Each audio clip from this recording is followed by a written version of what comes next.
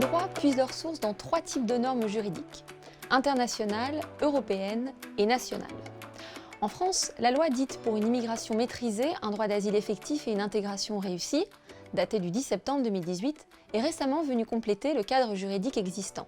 Ces droits sont garantis aux demandeurs d'asile pendant l'examen de leur demande de protection internationale, c'est-à-dire à partir du moment où ils présentent leur demande de protection jusqu'au moment où une décision définitive sur leur statut a été rendue.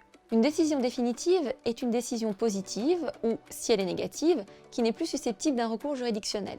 L'un des objectifs de la loi du 10 septembre 2018 est de raccourcir les délais de procédure. Désormais, le demandeur d'asile dispose de 90 jours pour déposer sa demande, et passé ce délai, sa situation est examinée en procédure accélérée, une procédure dérogatoire dont les délais sont plus serrés. Celle-ci est également plus stricte puisqu'elle ne donne pas automatiquement droit à un hébergement ou à une allocation journalière, comme c'est le cas dans une procédure classique. De façon générale, le demandeur doit pouvoir être informé des droits qui lui sont reconnus et des conditions à remplir pour en bénéficier. Le demandeur d'asile bénéficie pendant l'instruction de sa demande de conditions matérielles d'accueil dont les normes minimales ont été fixées par une directive européenne. Ces standards visent à garantir un niveau de vie digne aux demandeurs d'asile, équivalent dans tous les États membres.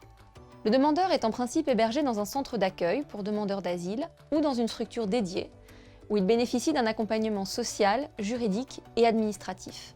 À défaut de place disponible, il est inscrit sur liste d'attente et peut être orienté vers des solutions provisoires d'hébergement dans une structure collective ou un hôtel.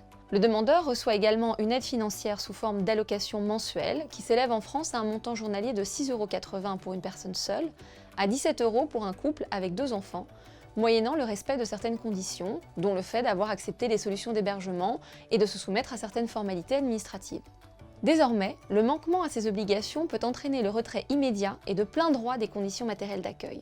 Sur le plan médical, le demandeur d'asile bénéficie de l'accès à la protection universelle maladie, qui lui offre en France une couverture médicale étendue, éventuellement couplée à une protection complémentaire. Les enfants sont obligatoirement scolarisés de 6 à 16 ans et peuvent accéder à l'école maternelle à partir de 3 ans, à proximité du lieu de résidence ou d'hébergement. En ce qui concerne l'accès au marché du travail, le demandeur d'asile n'a pas le droit de travailler au cours des 6 premiers mois suivant l'enregistrement de la demande d'asile.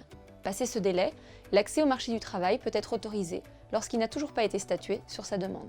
En principe, il a le droit de se maintenir sur le territoire jusqu'à la notification définitive de la décision rendue en première instance, et si un recours a été introduit contre une décision de rejet, jusqu'à ce que le juge se prononce en appel. La loi du 10 septembre 2018 introduit toutefois certaines exceptions.